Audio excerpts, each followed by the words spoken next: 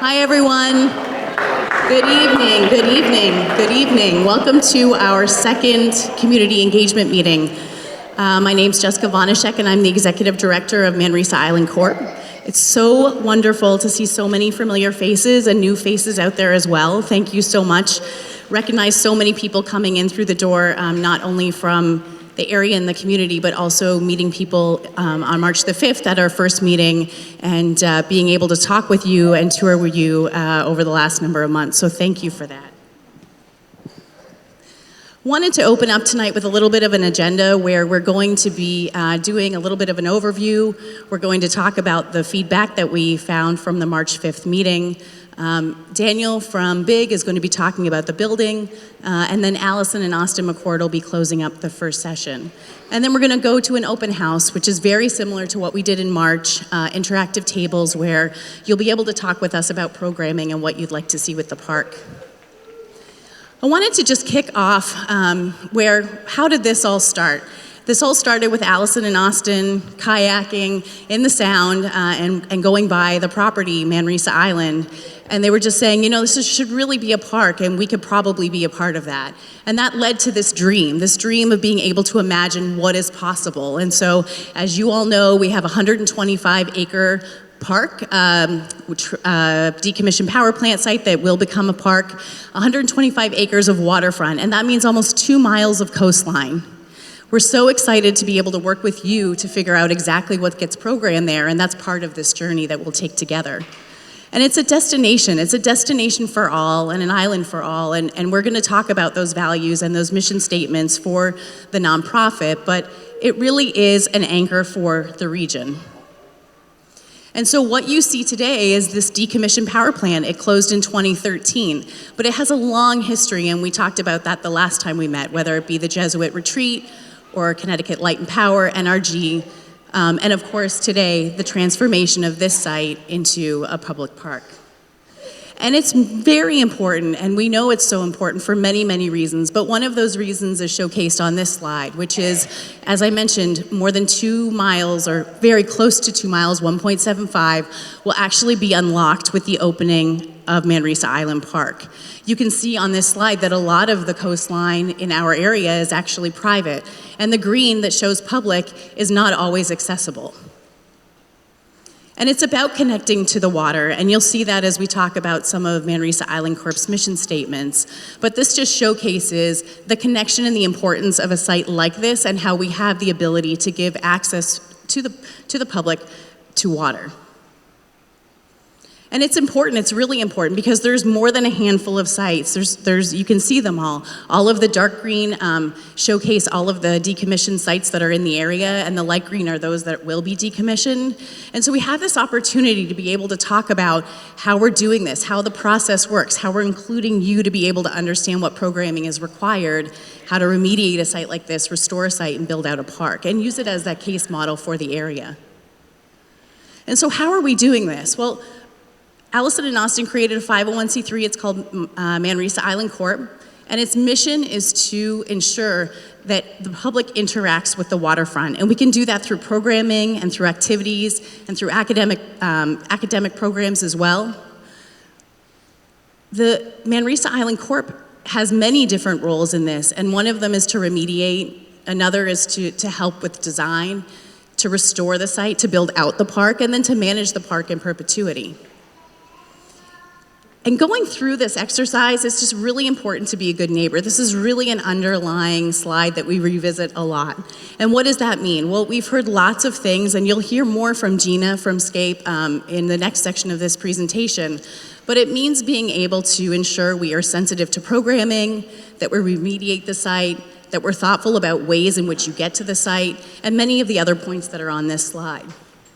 And it all leads back to what we're seeing as the vision and the mission for Manresa Island Corp and the actual design and the build out of the island. So these are our 5 guiding principles. This is our Northern Star, and you'll hear more about these in the presentation as we go along, but I wanted to highlight them for you because they're so important to the work that we do. This is our team with Manresa Island Corp, and we have all folks at the back. If you could put your hands up and wave. There we go. We have Rich Flood and Alex Munez. Bernice Silveran, Kim Devine, and Chris Murphy. They're all back there. But this did not happen without a team, and it didn't happen without a very strong team that actually came into the picture far before all of we did. Allison and Austin have been working with this team that's up on the screen for a year, over a year, about a year and a half. We have Scape as our landscape architect, Big as the architect, HR&A as our economic development partner, and then we have all of the groups that we're working with, AKRF on remediation, Tie and Bond on traffic, and eDesign with our environmental efforts. And if you could all put your hands up at the back, that would be great. So anybody who has questions on our project, those are the folks that you'll see in the open house portion of the program. And of course, you've seen this slide before. We showed it in March, and it really just shows one line, where we are today and what we need to do in order to be able to get to the park opening. And of course, that includes concept design, design documentation, and construction. And this shows a very streamlined process. But as we know, it's not really that easy. You can imagine redoing a bathroom or redoing a kitchen and sort of taking down all the different pieces and sort of discovering as you go along what needs to be done and what needs to be changed. So you can imagine when you're working with a 125-acre waterfront site, all of those things that we're going to discover over time.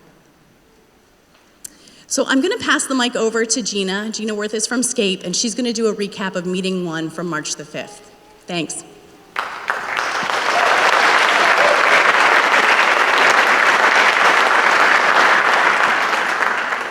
Thanks, Jess. Hello, I'm Gina Worth, Design Principal and Partner at Scape.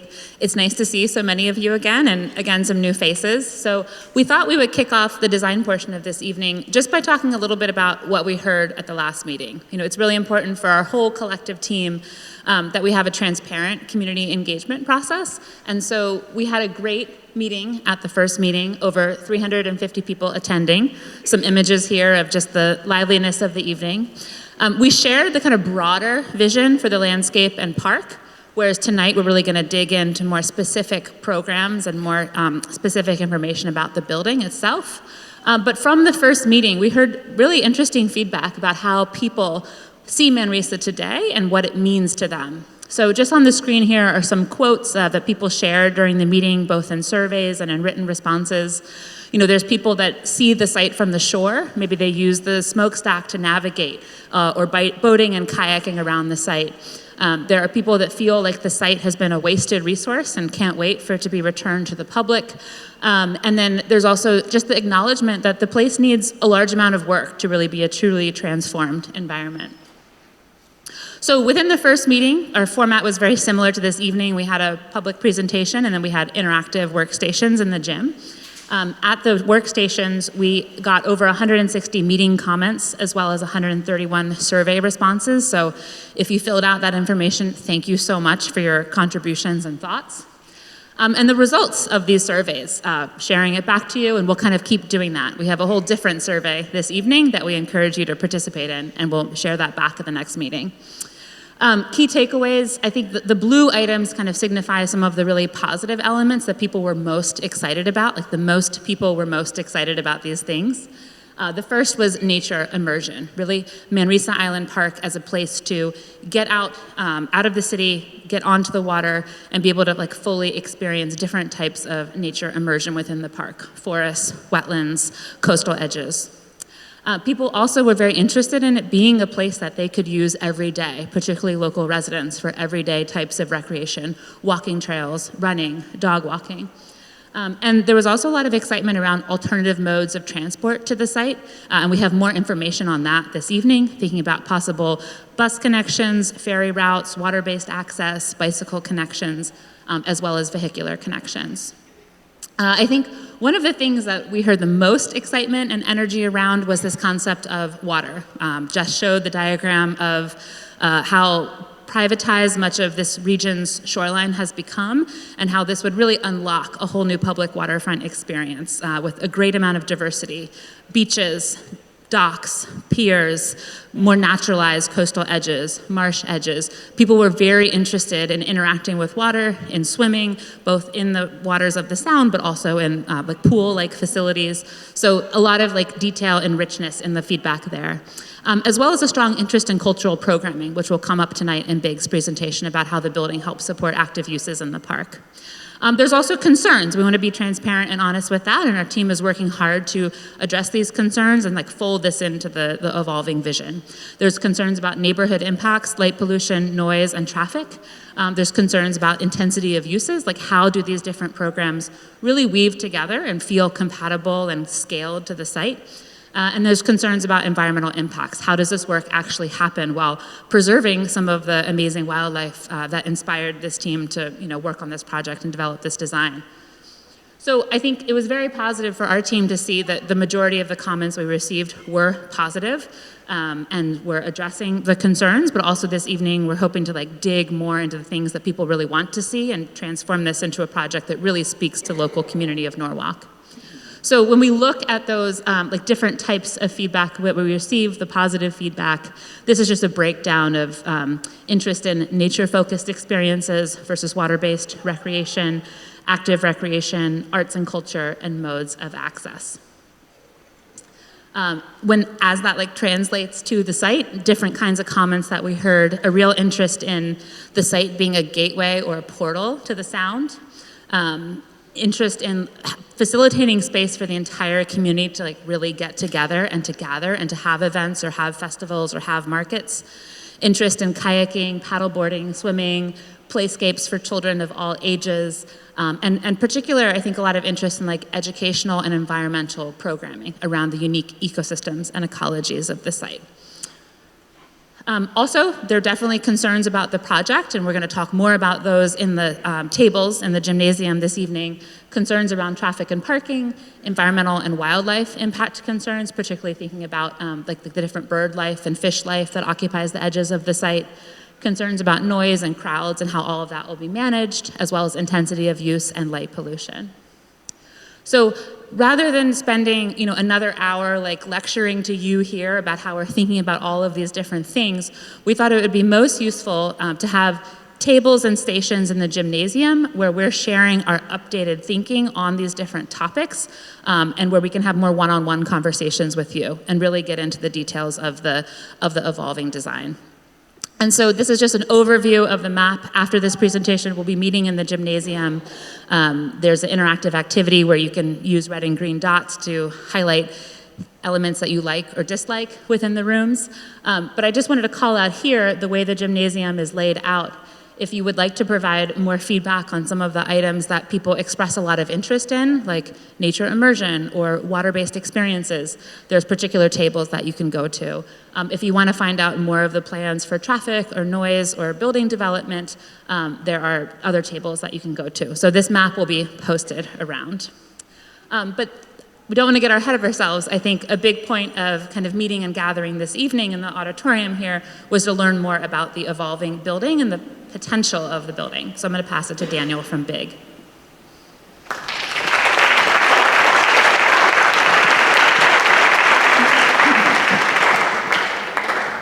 Thank you, Gina, and thank you everybody to join us tonight. We're really thrilled to share some of our initial thinking around the building potential. My name is Daniel Sandlin.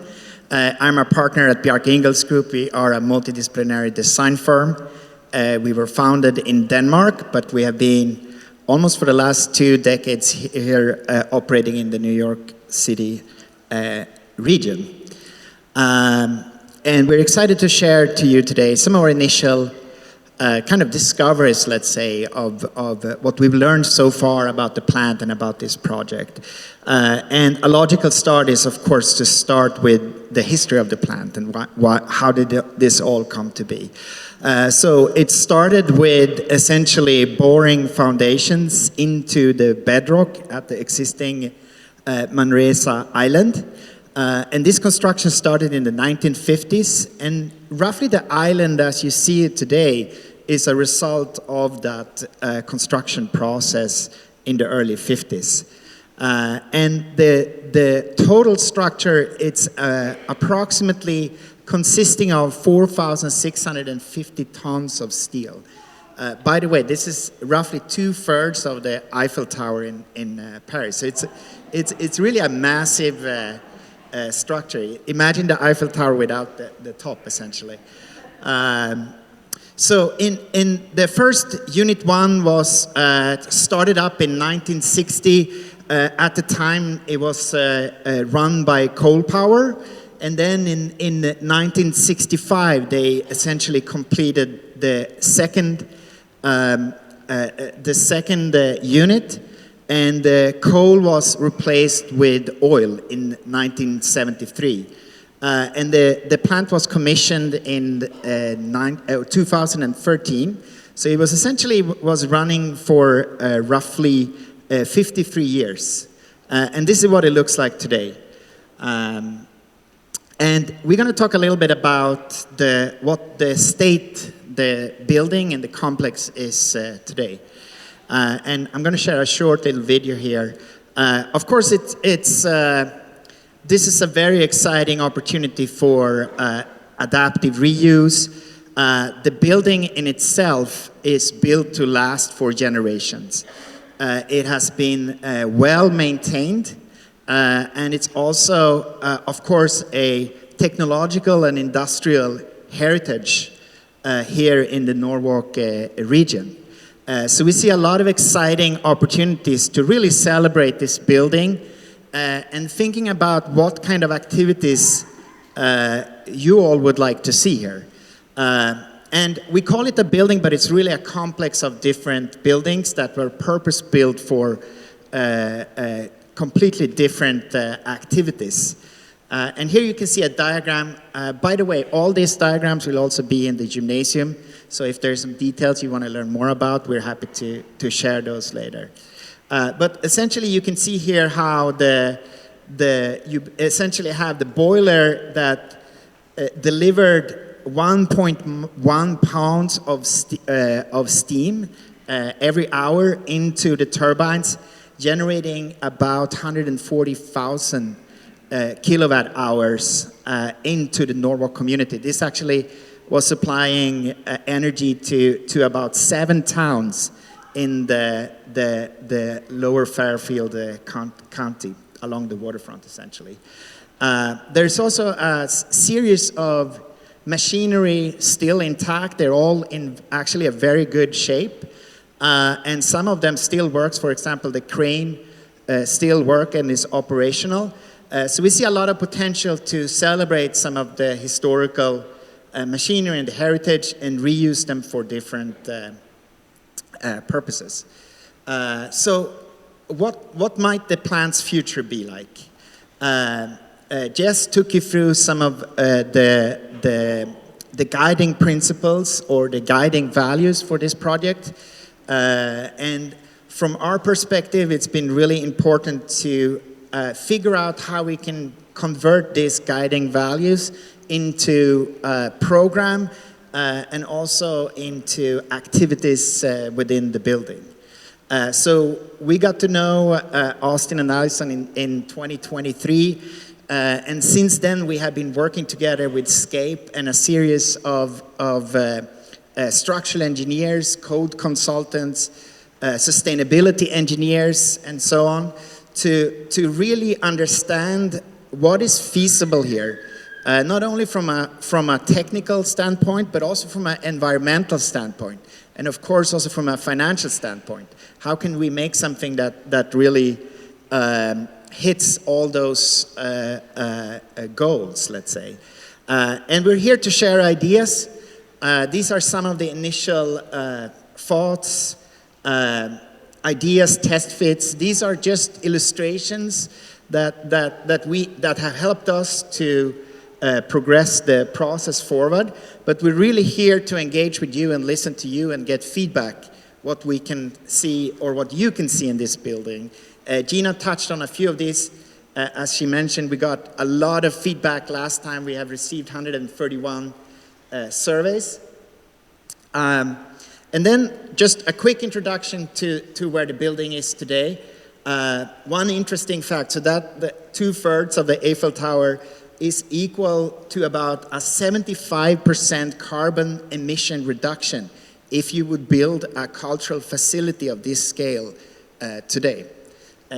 Which means that you could essentially populate this building and adapt this building without using as much resources as you would if you would start from scratch. It also have other benefits that comes with construction timelines. So the fact that we already have the structure and foundation means that you don't need to add those two elements to the construction timeline. So this is just a diagram showing the concrete structure underground that you can't see. The only thing you can see of this is essentially the two foundations for the turbine generators. And essentially, how would we make this building, what would be the first steps to make this building safe and inhabitable? So there are three different strategies that we have been working with. So the first one is to remove and replace enclosure to comply with current energy code. So this is really important. The current building is really just one sheet of metal protecting what's inside from the outside. And then number two, most structural elements to remain with some upgrade for current building code. So even though it's very structurally sound, there are certain places where we might need to look into a greater degree of detail. And then the third one, remediate. What can we keep? What can we relocate? What should we repurpose? And what should we simply remove or salvage?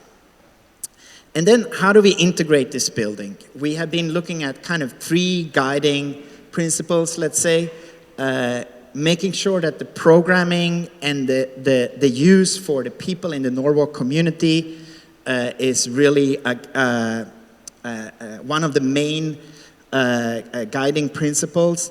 Of course, also integrating with the waterfront and looking at how the building can support the park. And we also want to make sure that we are being a good neighbor. And that means, in this case, thinking about ecological strategies, thinking about sustainable strategies. Bird safety is something that we take very serious. This is a bird migratory route, as probably a lot of you living here is well aware of. So thinking about free to the glass, for example, and different strategies to essentially mitigate bird collisions.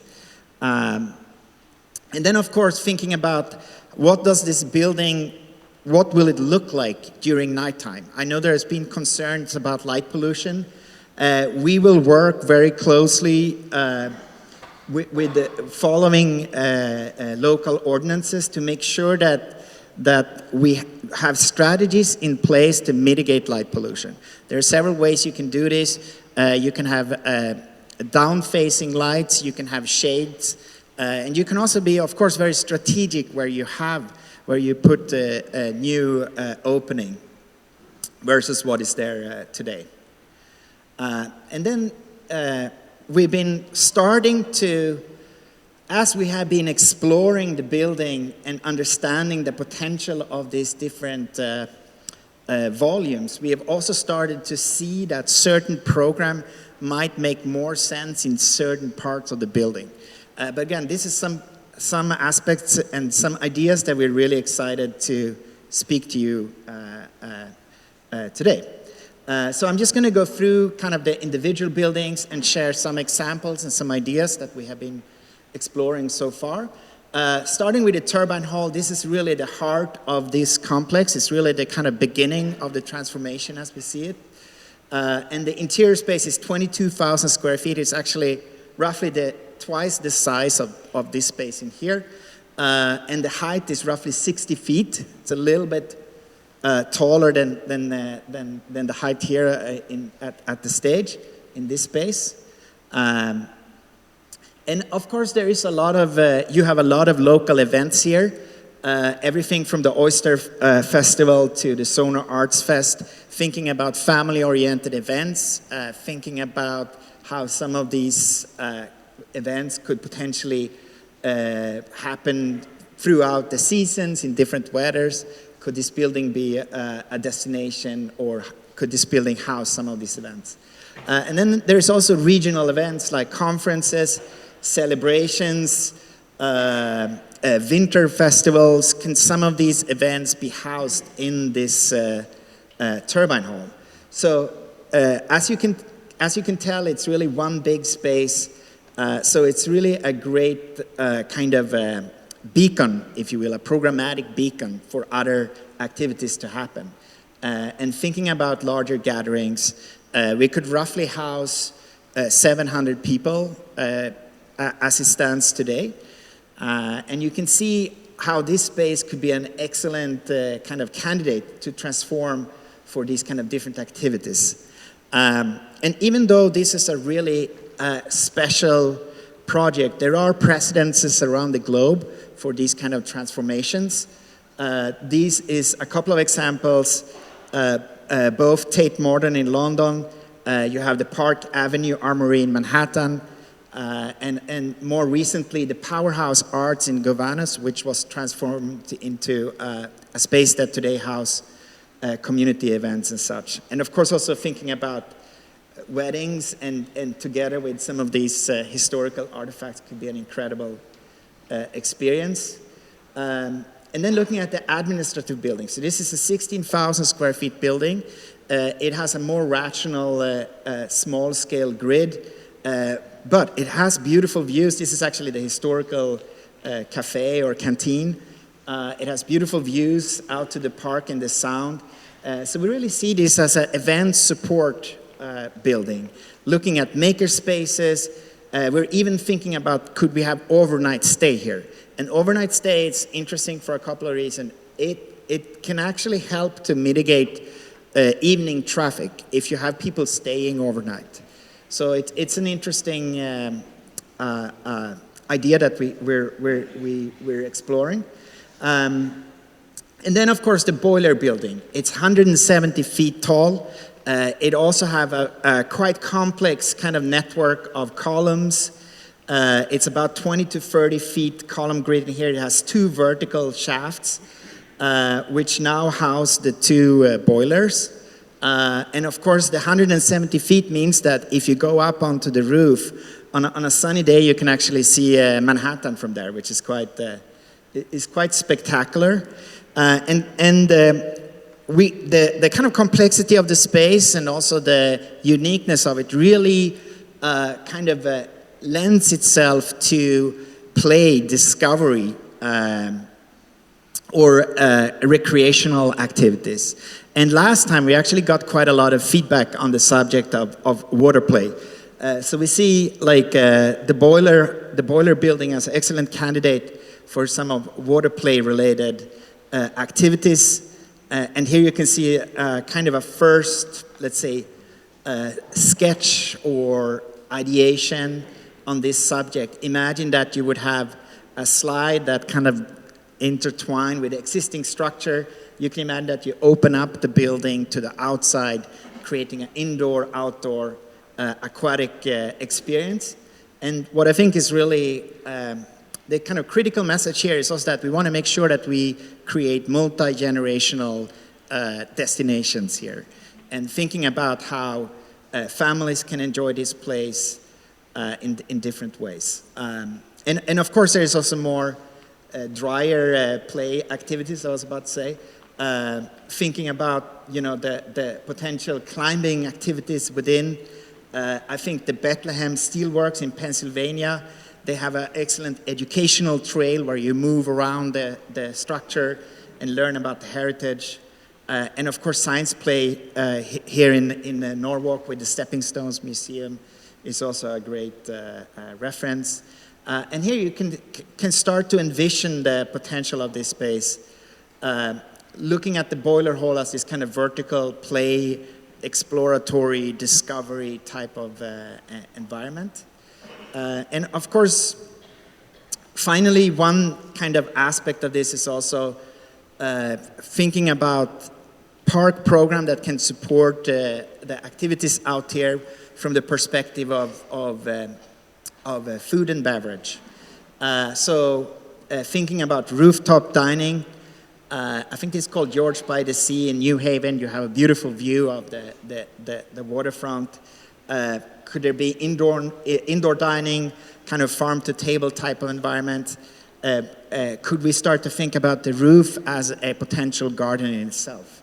And of course, thinking about brewing, we're excited about the idea of maybe reusing some of the machinery for a distillery or brewery of some sort. Could be an exciting programmatic idea. And here you can see how you can kind of go in and out and imagine that on a hot summer day you can come in here and really cool off and have some great, have a coffee or a drink or such. And as you move up into the building, the kind of top floor here, you can see views back over Norwalk. This is actually a real photograph taken from the existing building. So you get like really spectacular views in all directions.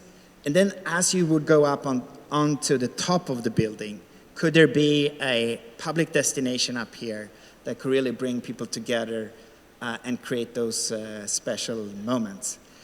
So we're really here today to ask you to help us to prioritize.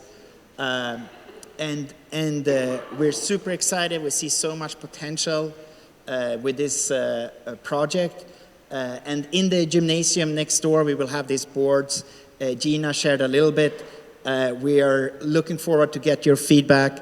But beyond tonight, there's also other ways to give us feedback. And Austin and Allison will share some of those ways with you. Thank you.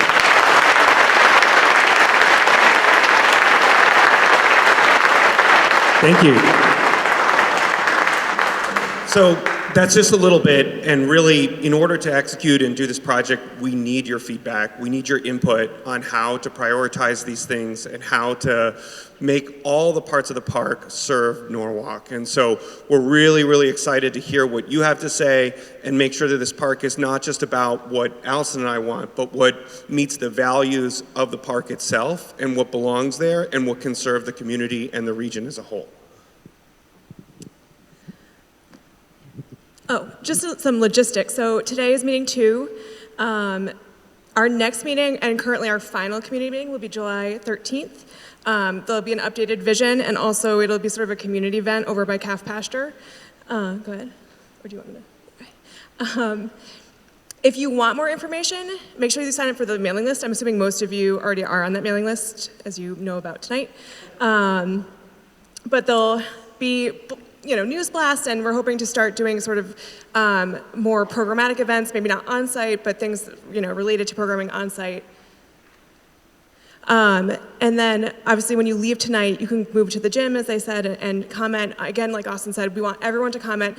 There's a lot of information that we just threw at you. It's broken down much more simply in there. You can sort of like take each programmatic component and assess it one by one. There's tons of green dots if you like it, or red dots if you don't like it, Post-its, and a ton of people who can help you. One note, the story booth did get moved, so if you exit here, it'll be sort of just behind where you signed in. We also encourage you to do that. If you have any stories, whether it's about, you knew someone who worked there, or you went there on a school field trip, where we just love hearing everyone's experiences thus far with the site. Even if you broke in as a kid, live. I wasn't gonna say that part. Don't break in. Oh, and then we'll leave this up here. I think this is the final slide. But the QR code will take you to the survey. You can take a photo of it and share it with your friends. You can scan it right now on your phone. And as I mentioned before, there are paper surveys also in the gym that you can fill out. And again, the more information you provide, the better off we are, the better sense we have of what everyone is looking for, and the better the project will be for everyone. Yeah. And just one last note before we say thank you. If you need translation help, there are translators at the desk if you need help with English. But yeah, thank you so much for coming. Thank you so much for your passion for this project, the fact that you're here. And we're so excited to make this happen. And we'll be in the gymnasium and happy to take questions as well. So thank you again.